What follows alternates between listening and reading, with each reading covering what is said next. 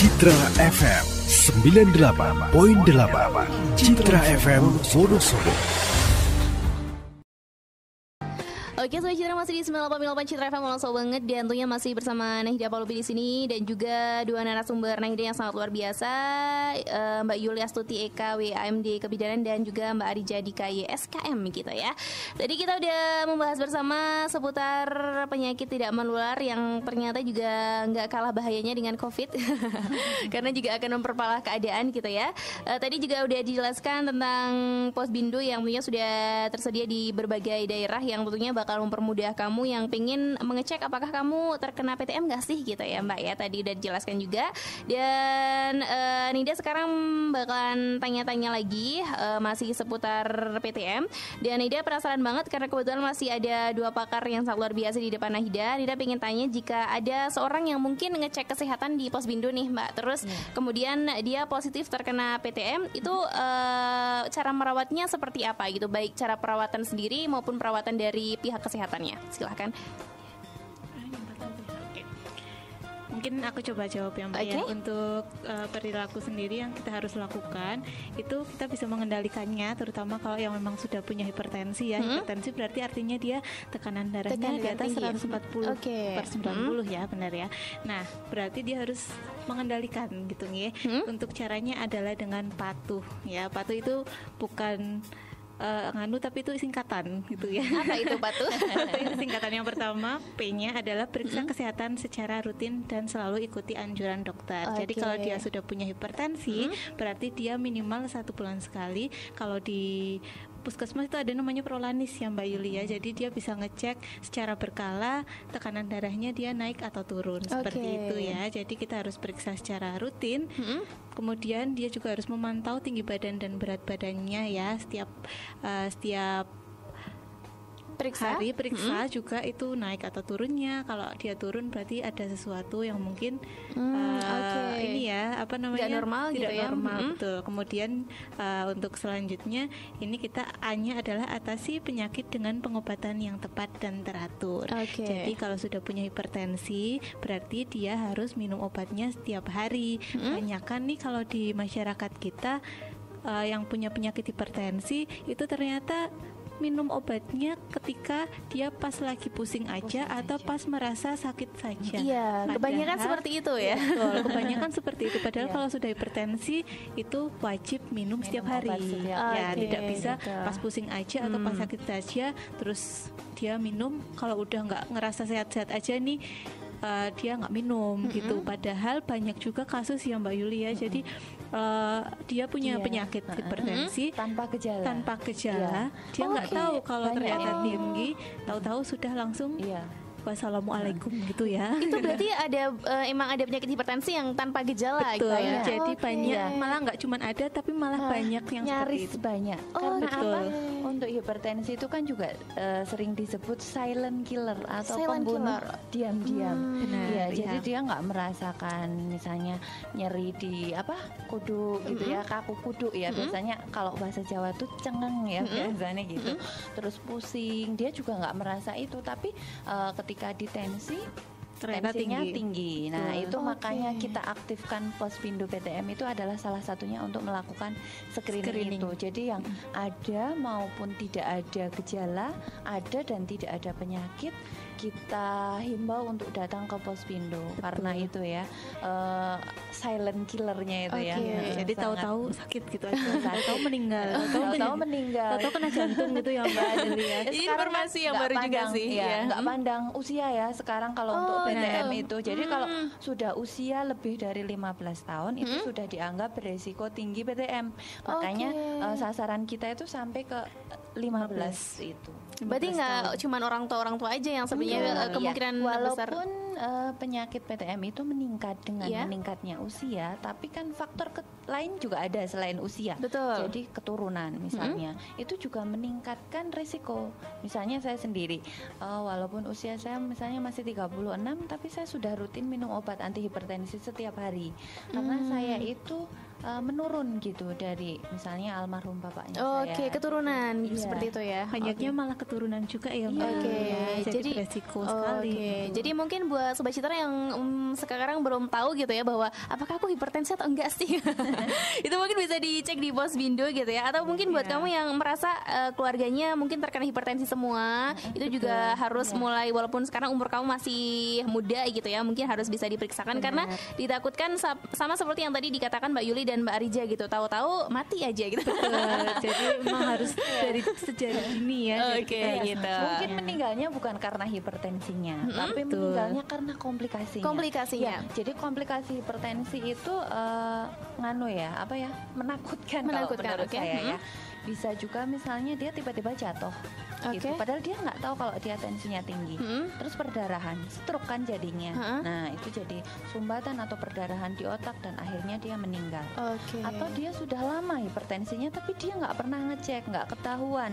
Nah, yang nggak kuat apa? Ya ibaratnya gini, kalau orang jantungnya dipacu terus-menerus, kalau tekanan darah tinggi kan erat sekali kaitannya sama jantung sama ginjal. Nah, betul. komplikasinya biasanya nggak jauh-jauh dari itu. Stroke, jantung sama gagal ginjal itu. Nah, jadi meninggalnya karena komplikasinya itu. Cuman berawal dari hipertensi tadi itu gitu ya. Terus selanjutnya apa tadi? Tadi udah sampai apa ya? T ya. Untuk T-nya ini adalah tetap diet dengan gizi seimbang. Jadi memang untuk penyakit-penyakit hipertensi, kemudian diabetes mellitus itu juga harus memperhatikan makanan atau asupannya. Tidak boleh asal-asalan makan aja ya. Apalagi sekarang kita kalau tiap pagi kalau nggak tempe kemul kayaknya aneh kurang gitu ya, apalagi di Wonosobo. Iya, apalagi dingin. Iya. Terus kalau misalkan dia tiap hari makan tempe kemul, dia nggak tahu. Iya benar, tuh Indomie. Tempe kemul itu kan dia mengandung minyak ya. Yang mana itu memang harus dibatasi ya. GGL ya sebenarnya. Garam, gula dan lemak itu harus diseimbangkan gitu ya. Iya, diseimbangkan atau boleh tapi harus ada batasannya. Betul.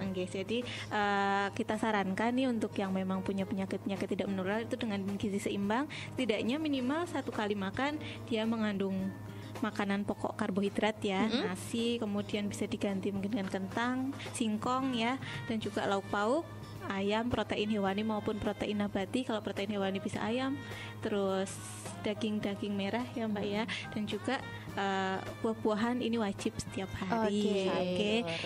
Kalau misalkan kalau buah-buahan mahal nih bisa kita gantilah dengan pisang atau dengan yang terjangkau aja gitu ya. Yang penting setiap hari kita memenuhan vitamin dan juga seratnya itu ada. Kemudian sayuran juga jangan lupa gitu. Jadi memang setiap hari setidaknya ada 4 makanan itu yang memang kita harus konsumsi gitu ya. Sebenarnya emang makan sehat tuh nggak harus buat orang sakit aja gitu ya. Semuanya ini sebenarnya. Iya betul. Terus juga perhatikan juga kalau misalkan punya hipertensi, hindari protein yang kayak di ikan asin gitu ya. Itu terlalu asin karena tadi gula, garam, lemak dan juga itunya tinggi gitu.